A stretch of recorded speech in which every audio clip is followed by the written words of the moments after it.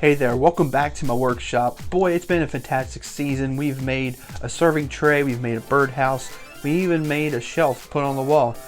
So in this episode, the final episode of season 1, we're going to actually experiment with a technique. And this technique is the whole technique of using a pre-stain conditioner versus not using a pre-stain conditioner.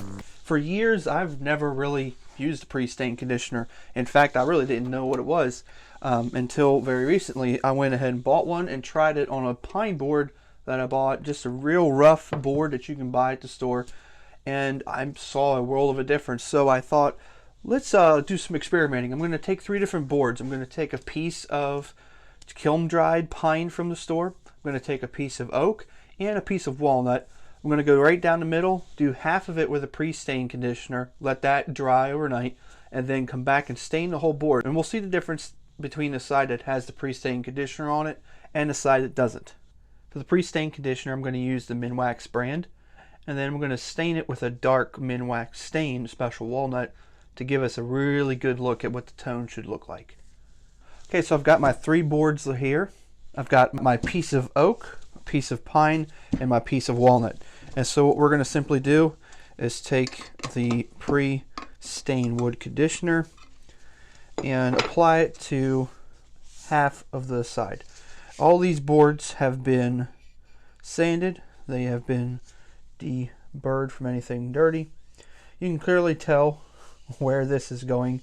It stands out pretty well. And the manufacturer recommends that you let it set for about 10 minutes and then wipe off the excess. It's much like if you're staining boards any color.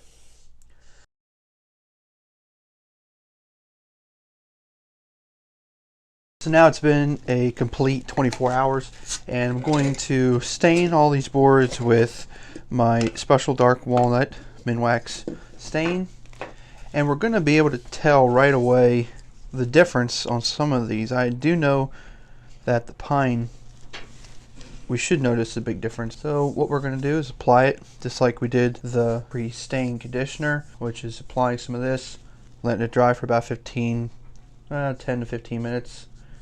And then rubbing off the excess, and we'll take a look at the result. So it has come to this. It is the moment of truth. As I stated at the beginning of this video and this episode, this is completely an experiment, even on my part, because I've never really used this pre-stain wood conditioner very much. But I have heard that on pine, you definitely want to do it, because pine, you can get a lot of blemishes. So let's go ahead and wipe it off and see what we've got.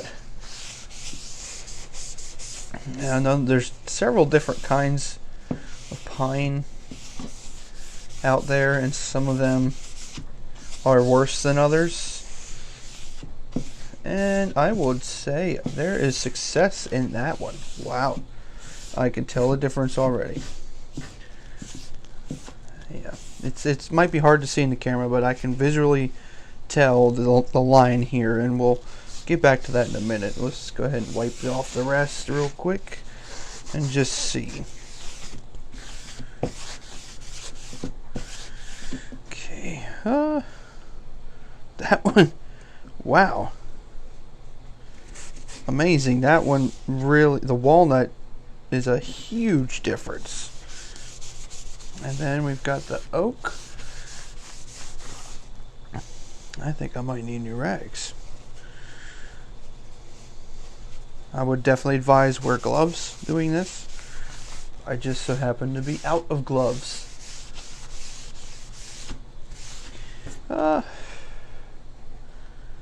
Okay, so here's the assessment. We're going to start with the one that I think is the least, which is the oak.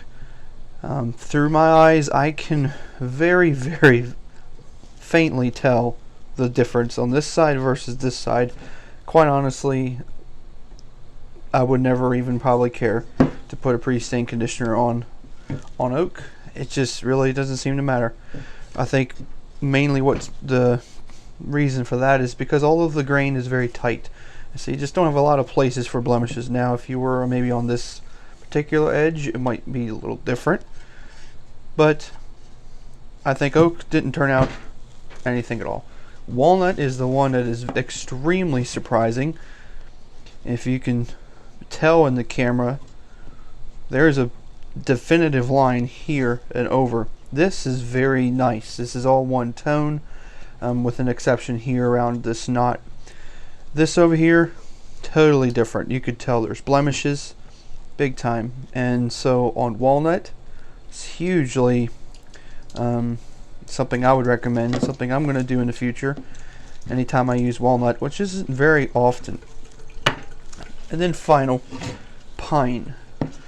Now, this is kind of, unfortunately, I've realized this board was probably not the best option because I have knots on the side that we put the conditioner on, but there's also a very definitive line into center.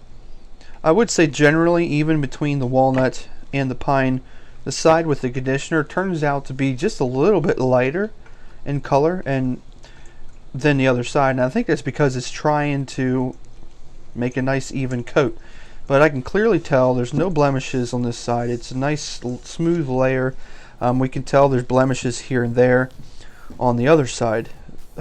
So pine is totally something you need to do. Alright, so we learned between oak, walnut, and pine. Your walnut and pine, you definitely want to use this pre-stain conditioner. But on oak, doesn't really matter. If anything, it just makes it a little bit lighter. I would totally recommend always doing it on pine and walnut.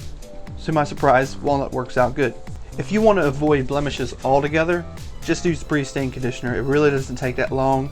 I let it set overnight. You really only need to let it set for about 2 hours and then you can stain. So in the grand scheme of things, when you're building a project, that's not all that much time. I hope that you enjoyed this episode of Being a Craftsman DIY, but I hope that you enjoyed every other episode. This was a really fun series to start, and I hope that it's kind of snowballed and you've loved watching every episode. I hope to be back for a season 2 of this particular format of my show and my channel, and if you would like to see a season 2, let me know in the comments below. You can also let me know by liking this video and maybe going to my website and submitting or contacting me saying, hey, you like the videos, keep them going.